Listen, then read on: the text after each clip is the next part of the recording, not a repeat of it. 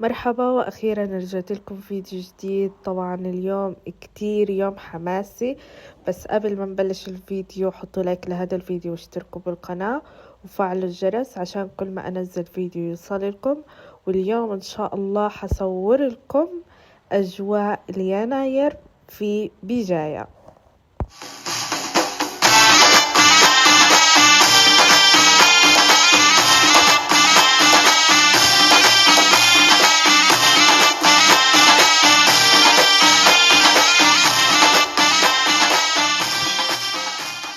كان يناير شهرا قاسيا وبرده شديد وأيامه طويلة، وكان الفلاحون يخافون منه، فهو آخر امتحان قبل أن تعطي الأرض خيراتها.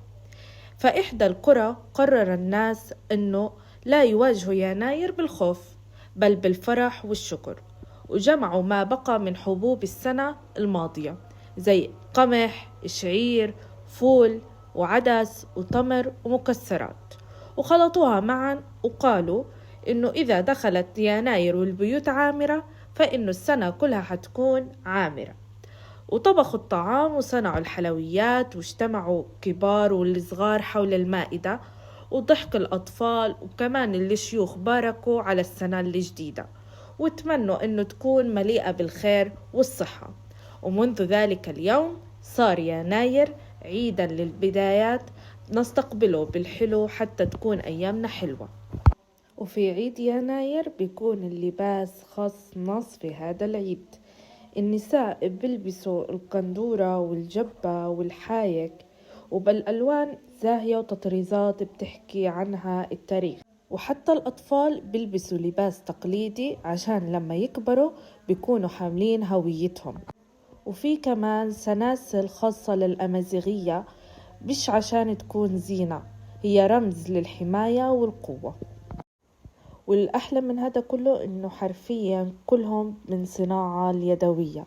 الصراحة كل إشي كان في هذا المكان بعطيني هيك انجذاب إله، عن طريق الألوان وعن طريق كيف هم عارضين المنتجات، وكيف الشعب بقدر هاي الطقوس. الصراحة أنا كتير حبيت هاي الأجواء، لأنه أساساً أنا من زمان كتير حابة أني أحضر اليناير في الجزائر. وهنا دخلت محل الصراحة أخذ عقلي وقلبي، وإيش بدي أقولكم، حرفياً هذا المحل بيجنن. عقد ما فيه تفاصيل حلوة، عقد ما فيه هيك رجعني للزمن اللي ورا، حاسة حالي هيك بأيام سيدي وجدي، انتوا بتحكوها في الجزائر جدي وجدتي وهيك.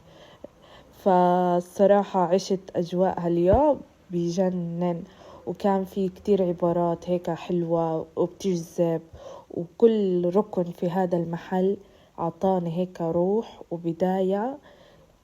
عن جد بتحسوا هيك سبحان الله بداية سنة خير، وإن شاء الله عن جد أنا متفائلة، وإنتوا لازم تتفائلوا إنه عن جد هاي السنة إن شاء الله ربنا يعوضكم وربنا يفرحكم، وكل إشي من ربنا ياما أحلى. وهلأ حخليكم هيك مع المحل بتفاصيله اللي بتجنن، واستمتعوا.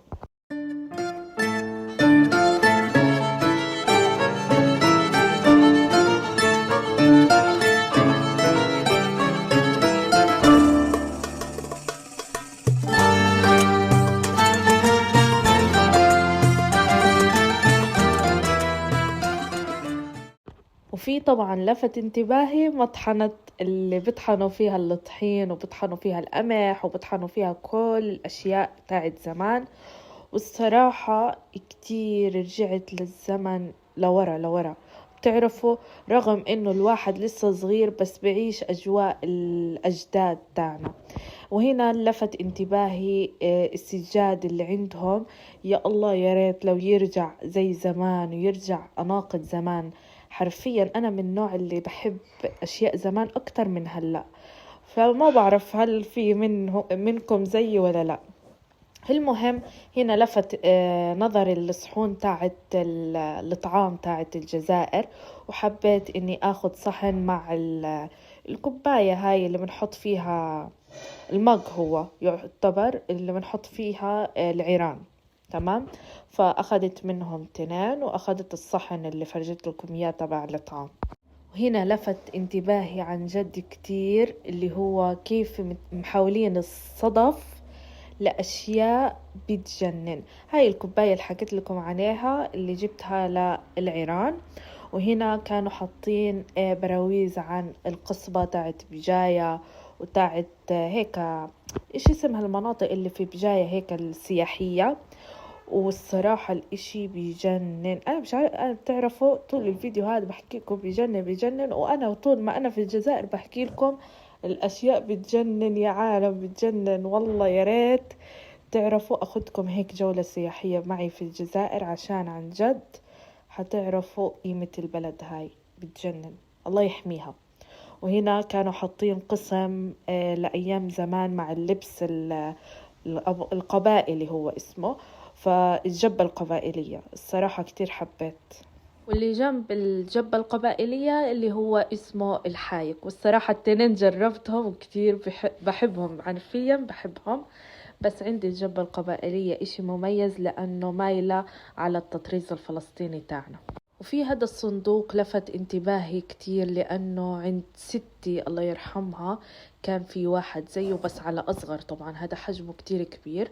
وهنا بيعتبر إنه هذا الصندوق بيكون لتجهيز العروس بيجهزوا فيه. ما بعرف لحتى الآن هاي العادة موجودة ولا لا، بس بتوقع لسه موجودة بما إنه حاطينها. فهو يعتبر نفس هذا الصندوق وبتحطوا فيه لجهاز العروس اللي بيكون هيك قماش وأشياء زي هيك.